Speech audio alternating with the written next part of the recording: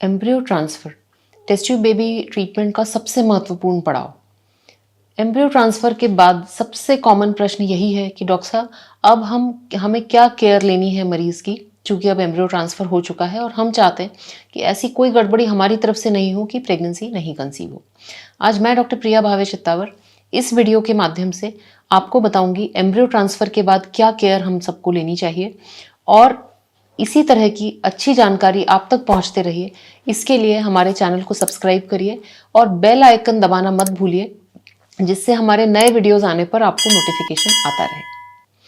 Embryo transfer 80% cases में आजकल frozen embryo transfer होता है, यानी कि फ्रेश साइकिल में एग्स निकाल के एम्ब्रियो बना लिए जाते हैं, तथा अधिकतर केसेस में नेक्स्ट साइकिल में हार्मोन से यूट्रस को प्रिपेयर करके और एम्ब्रियोज डाले जाते हैं।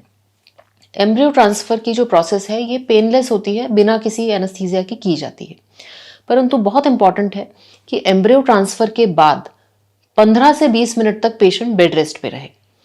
इसका कारण ये है कि कई ऐसी साइंटिफिक स्टडीज आई हैं जो बताती हैं कि 10 से 15 मिनट का बेड रेस्ट यदि मिलता है एम्ब्रियो ट्रांसफ़र के बाद, तो एक्चुअली प्रेगनेंसी के चांसेस बढ़ जाते हैं। ये एक भ्रांति है कि एम्ब्रियो ट्रांसफ़र के बाद हमें 24 घंटे बेड पर रहना चाहिए, या हमें हिलना डुलना नहीं चाहिए, या हमें खड़े नहीं होना चाहिए, इससे एम्ब्रियो नीचे सरक जाएगा। इनफैक्ट यदि आप लंबे समय तक बेड रेस्ट करते हैं तो उससे खून का बहाव बॉडी में स्लो हो जाता है और एक्चुअली प्रेगनेंसी के चांसेस कम हो सकते हैं। तो इसीलिए एम्ब्रियो ट्रांसफ़र के बाद केवल 15 से 20 मिनट का बेड रेस्ट करिए। उसके बाद चूंकि एम्ब्रियो ट्रांसफ़र फुल ब्लैडर में किया जाता है, तो बहुत इंपॉर्टेंट है कि अपने ब्लैडर को पूरी तरह से इवैक्यूएट करिए, यानी यूरिन को पूरी तरह से पास करिए।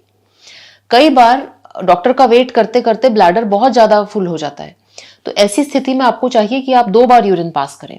यदि यूरिनरी ब्लैडर में रेसिडुअल यूरिन रह जाता है तो ये एक इन्फेक्शन का कारण बन सकता है, और जाहिर सी बात है कि एम्ब्रियो ट्रांसफ़र के बाद हम नहीं चाहते कि महिला को किसी भी तरह का इन्फेक्शन हो और हमें एंटीबायोटिक्स देने पड़े। ये इम्प्लांटेशन की प्रोसेस में इंटरफियर कर सकते हैं। यूरिन पास करने के बाद डॉक्टर से या नर्स से भली भांति समझिए कि कौन सी दवाइयां हैं, उनका क्या डोज है, कौन से वो अलार्मिंग सिग्नल्स है जब आपको हॉस्पिटल में आना है, बीटा एचसीजी की डेट कौन सी है। आप जब जा रहे हो, यदि आप अपने शहर में बीटा एचसीजी करा रहे हो, तो ये ध्यान रखिए कि रिपोर्ट आने तक का आपके पास में दवाइयां खरीदी हुई होनी चाहिए। एक दिन या यूं कहिए 1 घंटे का भी यदि आप गैप करते हैं दवाई के डोज में, तो चूंकि फ्रोजन एम्ब्रियो ट्रांसफ़र में प्रेगनेंसी पूरी तरह से जो बाहर के हार्मोन्स हैं उनके ऊपर निर्भर करती है, तो आपको बीच में ब्लीडिंग हो सकती है, स्पॉटिंग हो सकती है, और ये परिस्थिति हम नहीं चाहते हैं कि किसी के साथ भी आए। सारे इंस्ट्रक्शंस अच्छे से समझने के बाद बहुत इंपॉर्टेंट है कि जिस दिन एम्ब्रियो ट्रांसफ़र हुआ है उस दिन आप बहुत लंबा जर्नी नहीं लें। यदि रोड अच्छी है, 2-2.5 घंटे का सफ़र है, तो आप सेम डे जा सकते हैं। यदि रोड अच्छी नहीं है, आपका घर बहुत दूर है, मौसम बहुत अच्छा नहीं है, तो बेटर है कि आप उस रात वहीं उसी शहर में रुक जाएं। अस्पताल में भर्ती होने की आपको आवश्यकता नहीं है, परंतु कोई भी स्ट्रेन्यूअस, कोई भी लंबा जर्नी उबड़ खाबड़ रास्ते से जाना पहले दिन आप अवॉइड करिए। नेक्स्ट डे आप डेफिनेटली अपने घर जा सकते हैं। घर जाके आपकी जो रूटीन दिनचर्या है उसको आप फॉलो करिए। सुबह उठ के ब्रश करना, नाश्ता करना, हल्का फुल्का चलना फिरना, घर के अंदर ही वॉक करना, ये सब आप कर सकते हैं। बेड रेस्ट की आपको आवश्यकता नहीं है। परंतु मैं अपने पेशेंट्स को यही बताती हूँ, खास तौर पे भारतीय परिवेश में, कि घर के काम आप नहीं करिए।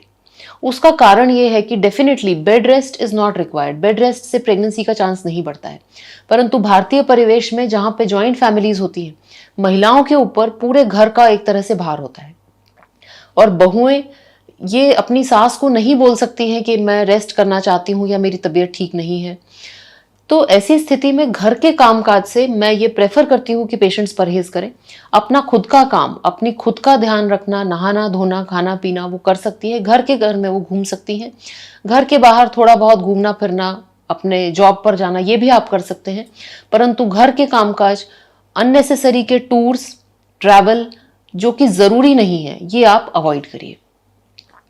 यदि बीच में स्पॉटिंग या ब्लीडिंग होती है तो पैनिक मत करिए। ये 30 to 40% केसेस में नॉर्मल है। आपको डॉक्टर पहले ही बता के भेजते हैं कि ब्लीडिंग की स्थिति में क्या करना है, वो निर्देश आप स्टेप वाइज फॉलो करिए। फिर भी ब्लीडिंग कंटिन्यूड रहती है तो हॉस्पिटल में आके और दिखा दीजिए।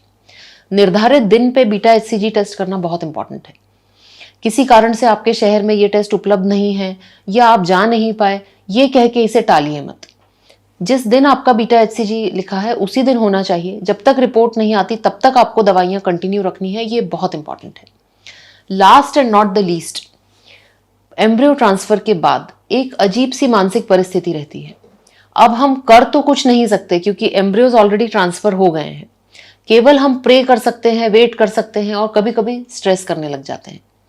जितना संभव है इसके बारे में अब स्ट्रेस मत करिए। जो हमारे हाथ में था हमने एम्ब्रियो ट्रांसफर तक कर दिया।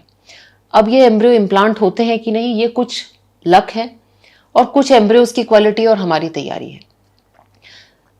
एक सेरेनिटी प्रेयर है जिसमें कहा जाता है कि God give me the ability to accept the things that I can not change, the courage to change the things I can and the wisdom to know the difference.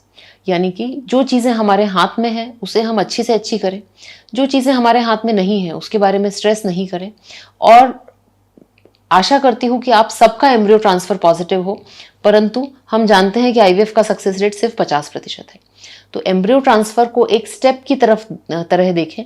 भगवान न करे यदि ये टेस्ट नेगेटिव भी आ जाता है तो हम एक और कदम लेंगे।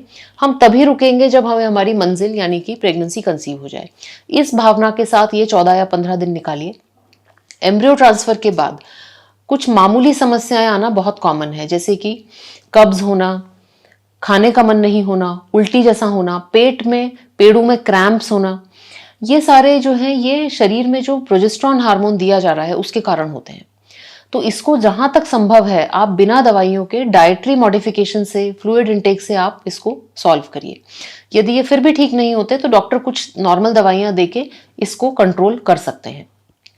बहुत ज़्यादा ये मत सोचिए कि ये इम्प्लांटेशन का सिम्टम है, क्या मुझे प्रेगनेंसी आई है, क्या मुझे नहीं आई है, क्योंकि साइंटिफिकली ये प्रूव हो चुका है कि प्रेगनेंसी का ऑब्जेक्टिव जो मार्कर है वो बीटा एचसीजी टेस्ट है।